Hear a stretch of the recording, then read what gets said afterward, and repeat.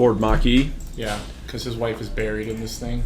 They said they should have leased it, but They bought it. I regret buying my Tesla. Never thought I would say this, but it messed up today. If anybody needs to be defluenced from buying an electric vehicle, let me tell you how much my tags are. Okay, so today we're going to be taking a look at people who regret buying their electric vehicles. Now this is for many reasons. We have a lot to go over today, so I'm not going to make the intro too long. We also have comments from you guys from previous videos, so if you want to be featured on a future video, leave in the comments down below. But let's just jump right into the clips. I don't like to consider myself a hype beast or anything, but I bought into the hype of the electric cars finally.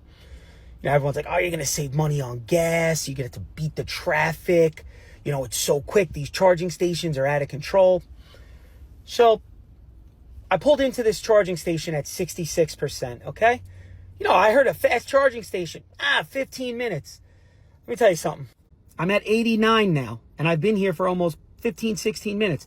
Thank God my car's going to be ready to 100% in 40 fucking minutes. Not only that, $18.45 it's costing me. I could have went to a gas station, ate gas station food in their bathroom, came back, listened to a whole album, and still got to where I had to go quicker. And you didn't look up any of this stuff before you decided to buy one of these cars? Just walked right into the dealership, signed on the dotted line, and had no idea that this was the case? Both knowing how long it takes to charge these vehicles, especially to 100%, and that you have to pay for this charging as well. I feel like there are many people out there that just think the electricity is free just because it's not gasoline. This is a pretty common problem throughout a lot of clips on social media, and it goes very well with a comment from one of you guys. I spent 2 weeks researching a push mower I wanted, and these people are impulse buying 5 to 6 figure EVs. And I guess they have no idea what they're getting into. Whoever thinks that they want a Tesla, they don't. It's the worst mistake of my life. I've had it for like, I don't know, like a month or two. And I literally have to charge it at a charging station every single day because I don't have a charger at my house. I'm over it. Again, I'm kind of repeating from the first clip. You didn't do any research? What do you think you'd be able to do? Just plug it into an outlet in the house and it'd be fully charged? Another comment here, people buying EVs and not being able to charge at home is wild. I agree. I think that should be researched and budgeted into the overall cost of the car, but we'll talk about that in a second. We'll just go over to the next clip with another common misconception I've seen with these EVs. I regret buying my Tesla. Never thought I would say this, but it messed up today. The screen has stopped working. We'll just have to send in for a service request and see what can be done. So I've seen a lot of comments on social media talking about EVs, saying that it's so much easier to maintain compared to a gas car. There's not nearly as much maintenance, you know, no oil changes. However, some people also start believing that this car would have no issues as well, zero maintenance. You'll have no problems while owning this car, and that's just not true. Obviously, these vehicles have a lot of tech and electronics, and if you've seen any of my videos talking about modern cars, whether it's gas or EV, there is a plethora of problems happening with almost every manufacturer. So yes, you'll probably have less maintenance in an EV compared to a gas vehicle, but that doesn't mean it's immune to any maintenance or electrical problems whatsoever. The F-150 Lightning, Wall Street Journal reported this week that Ford is likely going to cancel it. Ford has not communicated this. They have not confirmed this, but you know, a story like that at Wall Street Journal is pretty well sourced. But boy, the electric truck didn't last, did it? Ford Lightning owner Tyler Hoover. So I bought it and I put a Model A pickup truck on a trailer, aluminum trailer, very light, and just tried to tow it 30 or 40 miles up and back on a full battery. And it is in wintertime. It almost didn't make it, not even 100 miles, towing a very light load. And I just made a video talking about it and saying this doesn't make any sense for any kind of use for anybody using a truck. I remember. This is a big deal. The amount of news coverage that got. The facts that came out of that video are a real reason why this truck has not been successful. And it's the cold weather's especially bad on these because they don't do any kind of battery heating with them. I'm not surprised that this is happening. This is getting canceled. It seems like a niche use case. Even in California, I don't see that many of them.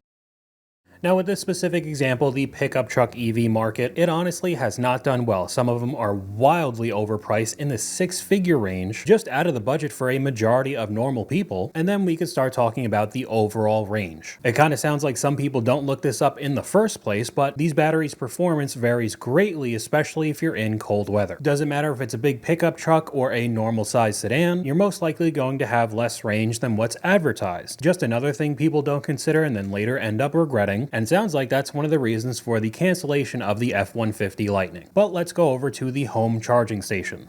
buyer's remorse of a Tesla. I've owned two now. This is a Model 3 and we also have a Model Y.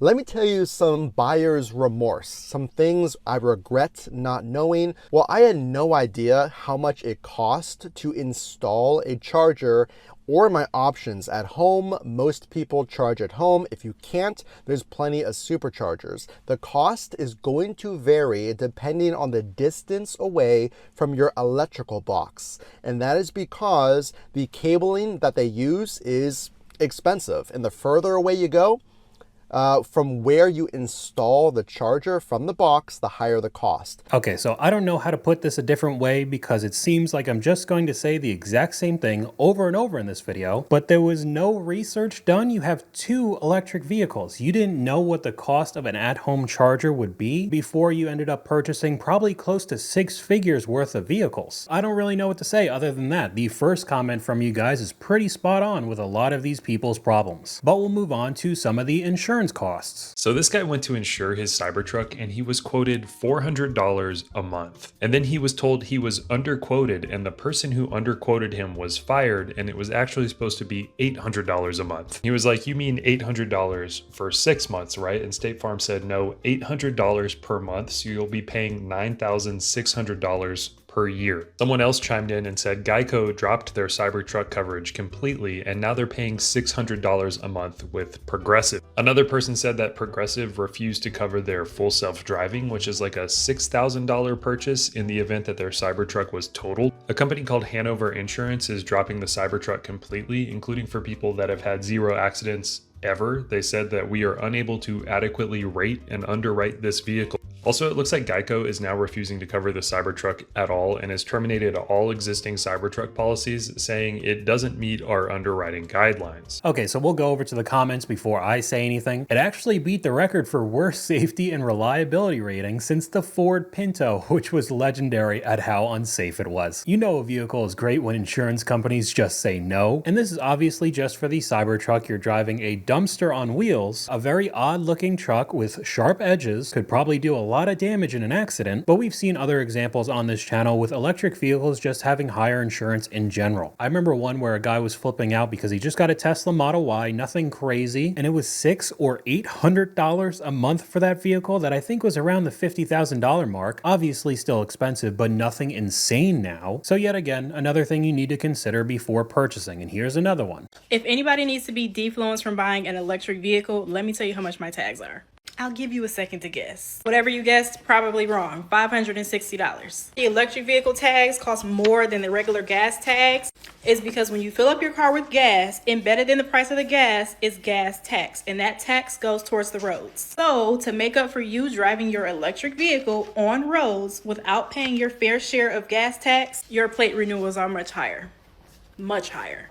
And one of the big reasons that I've seen people purchase EVs is that they run through gas so much, it's so expensive. But you still have to pay to charge your vehicle as well, along with these extra fees. We could go over to the comments though. Not true, my tag for my EV is $75 for 2 years. The cost is tied to your state, each one does it differently. Some have a set price for registration and some tie the registration to the vehicle value. And there's a response. Yeah, I just got it renewed in Michigan. My F-150 was $250 and my Model Y was $460 after the EV fees. Each state does things differently, so it was true. I looked this up as well. EV plates often cost more because most states have special higher registration fees to offset the gas tax. It does depend on what state you live in, but another thing you have to take into account before you purchase. And up next we have another big one, a rude awakening for most people, especially if you bought it during COVID. Well, if you are like me, one of the suckers that bought an electric vehicle, well, bad news for you. The whole EV market has crashed. I lost nearly $40,000 on that car right there, and you might be in the same situation if you bought yourself an electric vehicle. Well, coming from the mouth of a guy that drove across the country in an electric vehicle, what happened is the infrastructure just isn't there. I have so many videos on that. That's not what this video is about. This car was worth a ton of money when I bought it. It's more expensive to buy an electric vehicle than an internal combustion engine vehicle because it's more expensive to build a car like this. And unfortunately, it comes with a lot of headaches as well. Now, you don't have to go buy a premium vehicle. You get a Chevy Volt, which is an also electric car.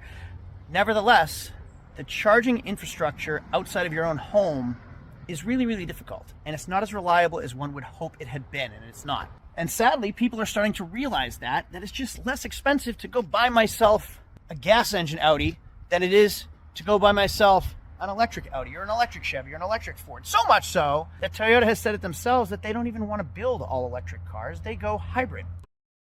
Okay, so there's a few things to talk about. It really depends on what type of electric vehicle or gas vehicle you're purchasing, because if you end up getting an Audi EV, of course it's going to be expensive. They have the luxury name and the nice interior and all the electronics, which bring in a hefty price tag. I still remember realizing in an older video looking at one of these Audi e-tron GTs that the nice trim level that was super fast and fancy was $166,000. But on the other hand, you could go buy some Cadillac Escalade that's like $180,000 as well. So the EV versus gas prices on the cars really do depend. I have heard a lot of issues with the infrastructure across the country, especially in the US. I bet it's way different in Europe because everything's much closer than it is in the States. But regardless, if you buy a new vehicle of any kind, you're most likely going to take a heavy depreciation hit. It seems like EVs are worse than others though. We'll see some examples later, but we could take a look at some of the comments. New cars are not an investment. They're literally always losing value. It's not just EVs. Anyone that bought any car a couple years ago lost their shorts. Used car values are in the gutter compared to this last time. And we have a comment from you guys that goes, well, I couldn't imagine buying a depreciating asset and then being shocked that it indeed depreciated. And some people are so upset that they want out of the deal completely. They're going to trade in their car, get something else, and then when they go over to the dealership, they realize how much value it's actually lost. There is no used car market for EVs. We as salespeople, Tesla included, need to do a better job of explaining to people that when you buy an EV, you have to understand that the market on it, when you trade it in or try to sell it privately, is not going to be there. EVs are the only vehicles where what KBB is saying, what Edmunds is saying, what all of those online trade value things are saying is not real because they don't sell. A 5-year-old F-150 still has a 36-gallon tank. Doesn't work the same way for an EV. 5 years later, that battery might have lost 25% of its life. I get it. It goes against everything we were taught, but we really are shooting ourselves in the foot when they come back and try to trade it, and they're shocked that they're not even at half what they paid for the car 2 years later. You need to lease them and make it the dealership's problem. So it does really seem like the secondhand market on EVs are just not there. In turn, that means your car is going to have even less value than the depreciation hit that you already took. And most of the time now, that means people are severely underwater. And we have a perfect example of that right here. Ford Mach E? Yeah, because his wife is buried in this thing.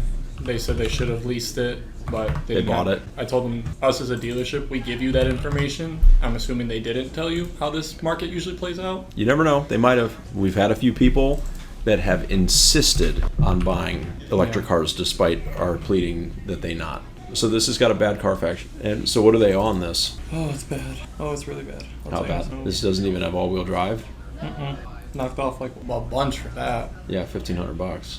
Current payoff, and this is what he gave me. We still have to pull it, but about 48 grand. So he's like 31 grand upside down? Yeah, they know they're 30K flip. They know it's a nightmare. But then I just reached out to him over the weekend and just said, hey, I don't know if you guys have thought about it lately, but you know, with this promotion ending, I'd love to just give it another shot, see if it's something that works for you guys. So we're looking at potentially burying it into that EQE. I think they're going to just be willing to accept that their payment's going to go at least near $1,500 minimum. Okay, we got a bit to say about this one. I mean, I guess to each their own, but the Mach E is just an ugly vehicle overall, let alone being $30,000 underwater, owing almost $50,000, and then they decided to go over to a Mercedes dealership to get out from this deal. I know what they're doing. It's a lease deal with the EQE, which is another electric vehicle, that to get out from being in all of this debt, they're going to pay $1,500 a month for. I'm at least glad that they're not buying any of the Mercedes EVs either. They're all anchors at the dealership. Nobody wants them. They're wildly overpriced. But as he said earlier in the clip, there are some people that are just hard-headed. They're set in their ways. You could tell them it's a bad idea, but they're still going to do it anyway. We have another comment from one of you guys here. I work in a hospital, and like every other doctor or nurse, they drive a Tesla. Many of them had said that charging is an issue. They also said that when they bought it, they thought they would charge it at work. I think many people who either don't or can't install the home charger wherever they live thinks the exact same way. But the problem is everyone plans to charge it at work. And those people become the charging station Karens that remove EV charger cables, break them off in people's cars, which removes them from service for everyone. Then the hospital drops another $2,000, yes, $2,000 to fix the charger, and the entire thing starts over again. This is actually crazy. I'm not even halfway through all the clips that I've collected. We just need to start running through them so this video isn't super long. Do not buy an electric car. I'm just going to vent a little bit right here. Electric cars are good for tooling around town, but forget going on any trips with these. It took us 8 hours on a 4-hour trip to get to Indianapolis. The things are broken. Charging stations are broken. We went to a charging station that was broken, so we're like, oh, we'll go to the next one, which was at a Nissan dealership. And buying a Nissan, they said you could charge at their places, but guess what? When we got to Nissan dealership, it was broken too. So where did I end up? At a Hyundai dealership. Charged there, did a fast charge. It took like 30 minutes, got it fully charged. We drove for, 120 miles, got to the next Hyundai dealership, got on the expressway again for about 120 miles. We get to the next location. Nissan here does not have a liquid-cooled battery. I didn't know that. No one told me that when I got this car. But they have an air-cooled battery. So that means if you do a fast charge and get on the expressway and heat that battery up, so eventually when you get to a next fast charger, it will not charge it fast at all. It's very hot. The battery is so hot it won't take the charge. I feel like I could have told you that a Nissan Leaf probably isn't great for cross-country road trips. And they weren't even doing that. It was only a 4-hour ride, but 120-mile range, let alone all the time wasted even with the fast charger, 30 minutes extra. You can't just constantly go from charging to driving. It overheats the entire battery. Just another thing that was not researched before purchasing the vehicle, I guess. I'm honestly just a broken record now. But the persisting issue with a lot of these charging stations being broken is a lot more common than I thought. We're back on the road in our EV. The first charging stop we have this morning, Electrify America, is not working. Probably related to AWS being down. But it got me thinking, with all of this modern technology, we need conventional backups. These EV charging stations are all touchscreen, app connected. We need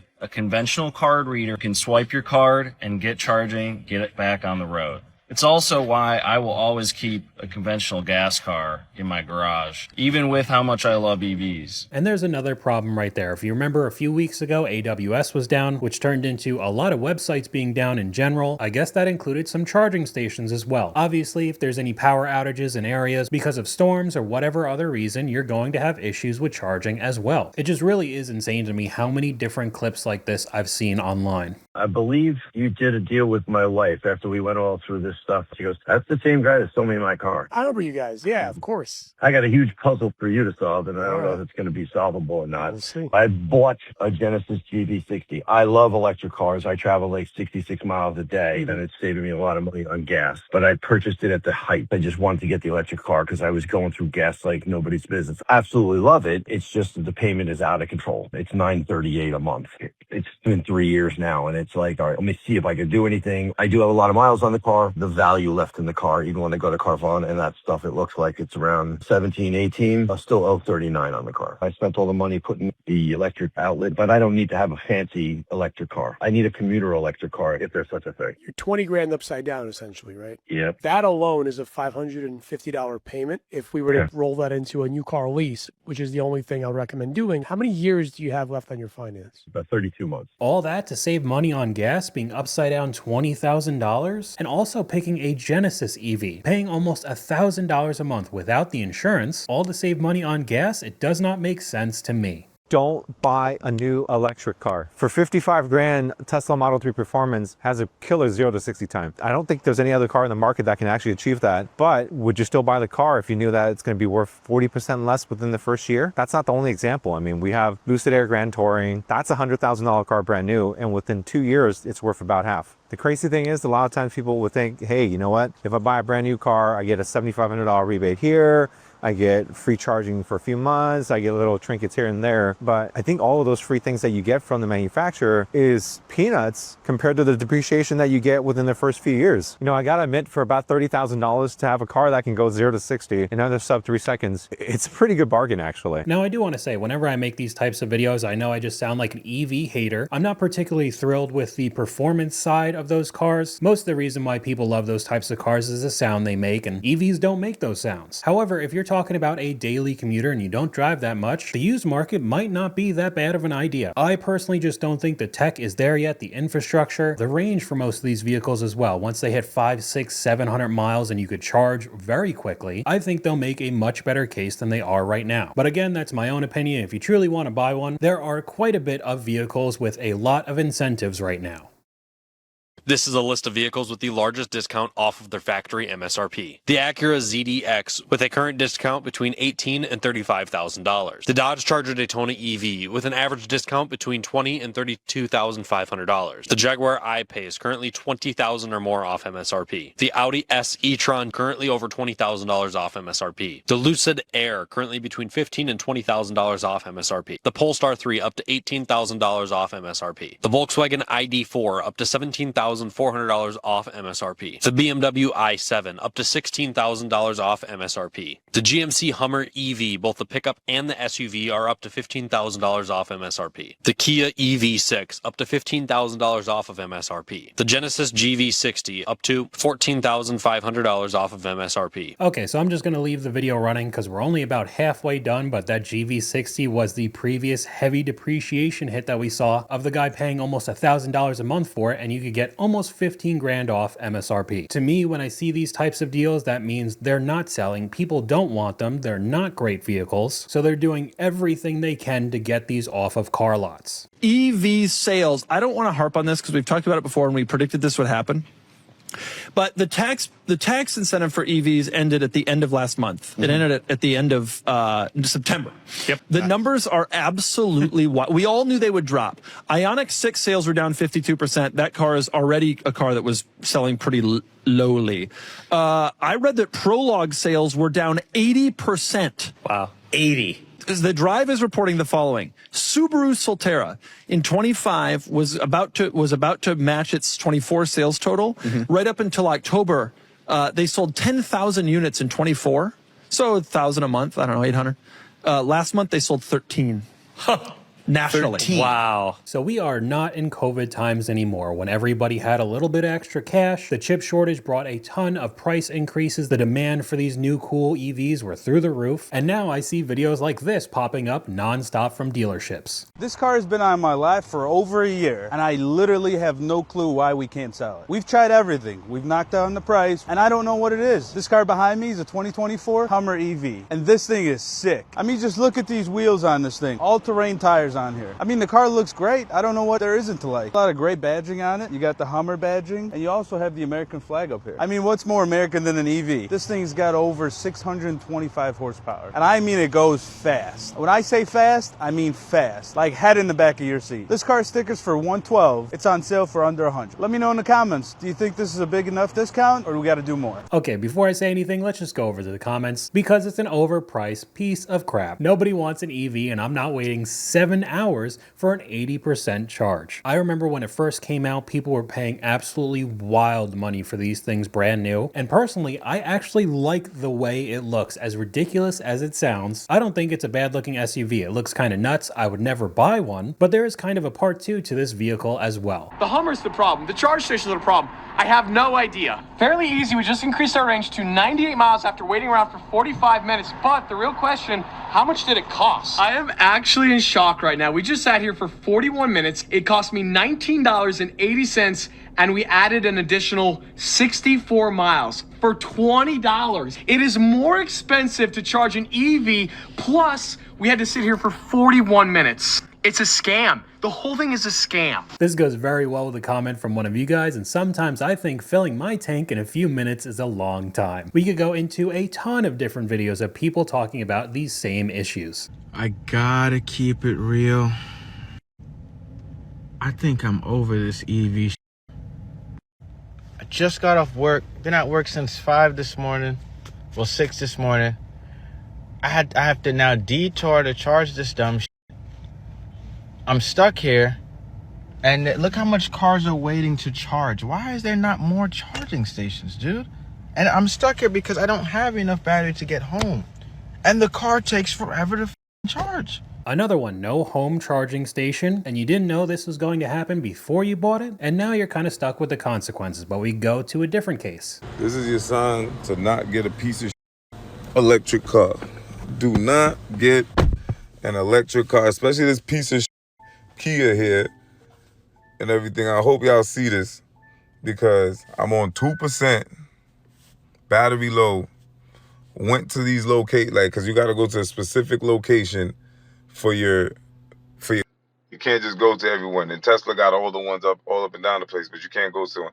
Now I come to this garage, and then the garage is private, and it's in this garage, and it says it's private. The next one is about 6 miles away, and here I am on 4 miles. Okay, so a few things. You didn't decide to charge it before it was down to 2% battery? Very dangerous game to play there. And I know a lot of people talk about the differences in Tesla and every other EV maker because Tesla's infrastructure seems to be a bit better than everybody else's. But we could go over to the comments. This sounds like a user error. Why get an EV and not research or have a plan on how to recharge? And in that same clip, he was talking about having to get the vehicle towed now to a charging station because he can't make it anywhere. He only had 4 miles. And we could go over to the next clip with somebody else getting towed. So I've been out here almost 3 hours. No, it doesn't take 3 hours to charge this car, but I had to wait about that long before I could charge it. And I have had like a splitting freaking headache since like 4 or 5 o'clock this morning. Mind you, my car did get towed here. Honda Link slash Honda, whatever you want to call it, has that as part of their little thing for people with electric cars. So I don't pay for anybody to tow my car to the charge station. Luckily, I had started this with about 2% charge. Let me just tell you, 2% charge is about 7 miles, which means your car ain't going nowhere. I've been here 44 minutes according to Electrify. I have gotten almost 80 kilowatts of power to this car.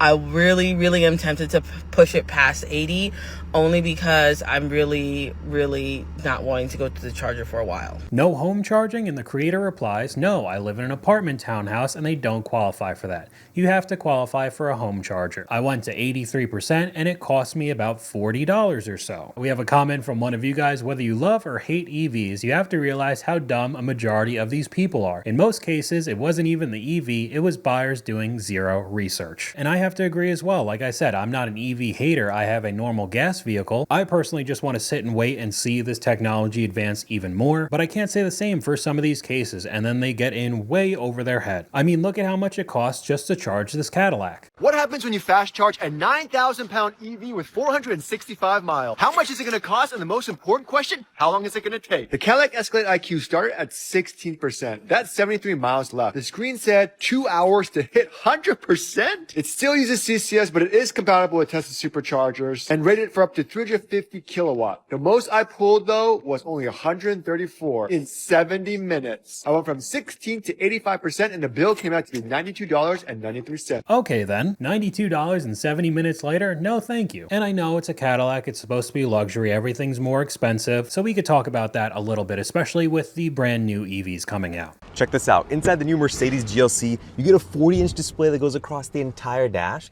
and there's a camera here so you can actually call into meetings from the car. Now this is running on Qualcomm Snapdragon digital chassis, which makes the whole cabin feel like a smart device on wheels with the latest Mercedes software. It's got built-in 5G too, so the car is always connected, whether that's streaming, navigation, or even safety updates in real time. It also has this glass roof with a digital curtain you can open and close how you'd like. I don't know, all I see are future issues, especially looking at modern cars today. They are not built particularly well, the electronics, the tech breaks all the time, so it legitimately being a smartphone on wheels is going to cost a lot of money, especially it being Mercedes as well. Like, who even needs that passenger airbag? Electric car, Mercedes electric car? No way. Not gonna flush that money in the toilet again, so they got burned. If anybody ended up buying one of those EQSs when they first came out, they were like $115,000. Within just a couple of years, they're selling for around $40,000 now. But we'll go over to the next one, a brand new Jeep EV. What could go wrong? This is the new EV Jeep, the Jeep Recon. It is a $67,000,